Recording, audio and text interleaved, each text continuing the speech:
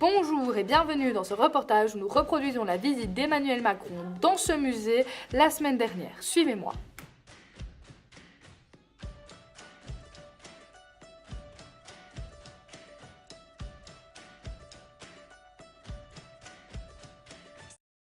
Nous nous retrouvons donc dans le fameux musée qu'Emmanuel Macron a visité. Demandons à son guide de nous refaire cette fameuse visite. Bonjour. Bonjour. Pouvez-vous éventuellement nous faire la visite qu'Emmanuel Macron a faite ? Donc en fait, Monsieur Macron est venu ici pour une visite spéciale, entre guillemets, qui portait sur le thème de la politique. Le début est le même pour tous les visiteurs, donc on raconte un peu l'histoire du musée. Donc ici en dessous, on a une mosaïque antique qui a été retrouvée pendant les fouilles. L'état dans lequel elle est là est vraiment l'état dans lequel on l'a retrouvée. Et comme elle est trop grande pour être déplacée dans un autre musée, on a décidé de construire le musée autour de la mosaïque. Donc c'est vraiment la pièce centrale. Nous sommes devant un buste de l'empereur Auguste qui est né le 23 septembre 63 à Rome sous le nom de Caius Octavius. C'était un héritier de Jules César. Quand il est mort, il a hérité d'une partie des conquêtes, mais il en voulait plus et donc il s'est battu contre Marc-Antoine, à la bataille d'Actium. Donc officiellement, il a gagné cette bataille contre Cléopâtre, mais en vérité c'était surtout contre Marc-Antoine, ce qui lui a permis de devenir empereur de Rome. Quand il est devenu empereur, il a pris le titre de Imperator Caesar Divi Filius Augustus, donc Auguste. Il a régné du 7 janvier 27 au 19 août 14 après Jésus-Christ, qui est donc la date de sa mort. D'accord. Et ici, le reste des bustes sont tous des empereurs, des politiciens.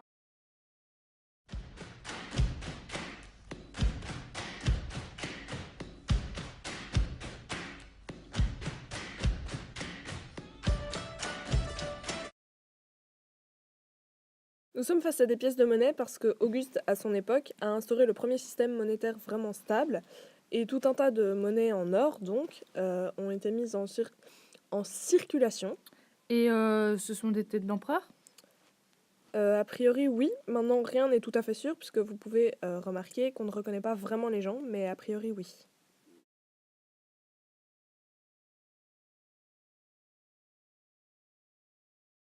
Et donc ici, en fait, on a un buste dont on suppose que c'est Caius Caesar, donc pas Caius Iulius, donc pas Jules César, mais un autre qui était en fait le petit-fils de l'empereur Auguste. Malheureusement, il est mort trop jeune et donc il n'a pas pu accéder au trône. Ici, nous avons un enfant dont les traits nous laissent penser qu'il fait partie de la famille Julio-Claudienne. Ce serait peut-être le petit-fils de Tibère, mais rien n'est sûr.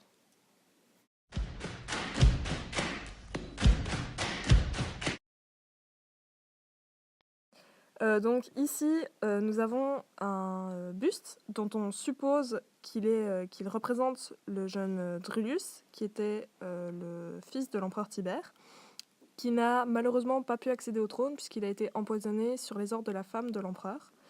Et donc il est mort, on ne sait pas exactement à quel âge.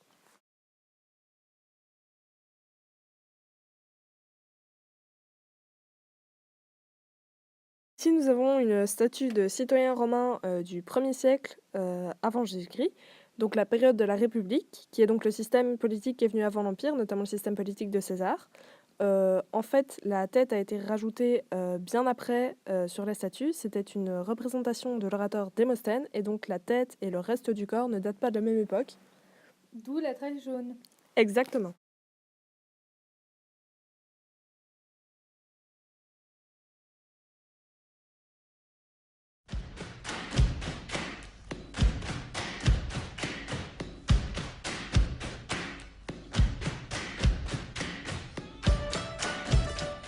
On est devant une mosaïque dite des 7 sages qui a été retrouvée en 1844 aux alentours du Forum. Donc en fait, elle représente les 7 des grands philosophes de l'Antiquité, dont 2 étaient définis au départ puisque c'est une mosaïque qu'on retrouve dans pas mal de maisons. Les deux définis étaient Cléobule et Chilon. Après, les autres allaient à la convenance du commanditaire de la mosaïque. Mais quel est le rapport entre les philosophes et la politique? Eh bien, en fait, Platon a imaginé une utopie où les philosophes seraient au pouvoir. Il n'y aurait que des philosophes au pouvoir. Et donc, c'est le lien qu'on établit entre la philosophie et la politique. C'est l'utopie de Platon qui s'appelait la République. Donc ici, nous avons une arche qui faisait partie d'une porte de la ville que je vais vous montrer tout à l'heure. Donc l'inscription qui se trouve dessus, CCAA, signifie Colonia Claudius Ara Agrippinentium. Donc Colonia de la colonie, du fait que Claude a nommé Cologne colonie. Claudius qui signifie Claude. Ara du fait que avant on appelait ça l'ère des Germains. Et Agrippinentium, puisque c'est Agrippine qui lui a demandé de nommer la ville colonie romaine.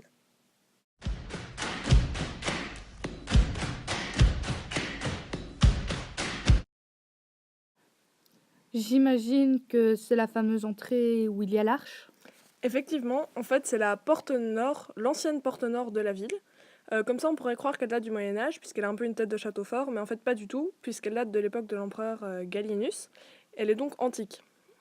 Donc l'arche se trouve juste ici, la porte n'existe plus, mais on a récupéré l'arche.